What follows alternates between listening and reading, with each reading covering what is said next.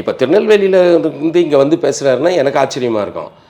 நம்ம வீடுங்கள்லேயே வந்து வாடகைக்கு வருவாங்க இந்த கடை வச்சுட்டு இருக்கிறவங்க, அவங்க திருநெல்வேலியிலேருந்து வரவங்க தான். அவங்க பேசுகிற மொழி ரொம்ப வித்தியாசமாக தான் இருக்காங்க, உரையாடலாம் நம்ம. ஆனால் அவங்க பேசுகிற மொழி வேறு இருக்கும். அவரை பார்த்து நம்ம சிரிக்க போகிறதில்ல, நம்மளும் அவரும் நம்மளை பார்த்து சிரிக்க போகிறதில்ல, ஒரு ஒற்றுமையாக தான் இருந்தாங்க. மற்ற வெளியிலேருந்து வர்றவங்களுக்கு சும்மா ஒரு பகடி பண்ணணும், ஒரு மனிதனை நீ என்ன இப்படி இருக்கிற, நான் பாரு ஃபேண்ட்டு போட்டுக்கிறேன், நீ ஆஃப் ட்ரெஸ்ஸர் போட்டுக்கிற சொல்கிறதுல ஒரு பெருமை. அந்த மாதிரி ஒரு சமூகம் இது. மன ரீதியாகவே இது சிக்கலான ஒரு சமூகம்.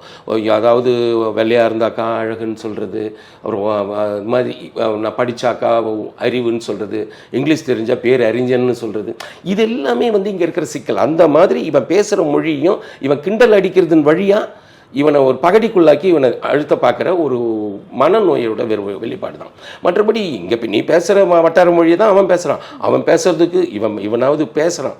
நீ ரொம்ப குழம்பி போயிருப்ப, நீ வந்தாலும் அதை தானே பேச போகிற. ஆனால் இப்போ அதுக்கு தேவையில்லாமல் போயிடுச்சு. அது ஏன் பேசுனாங்கன்ற காரணம் இப்போ இல்லை. எல்லார் வீட்லேயும் படிக்கிறாங்க பசங்க, எழுதுகிறாங்க. அதனால் எப்படி இப்போ அந்த மொழி கிடையாது. முன்னாடி ஒரு 25 வருஷத்துக்கு முன்னாடி அந்த லாங்குவேஜ் அவ்வளோ சூப்பராக இருக்கும்.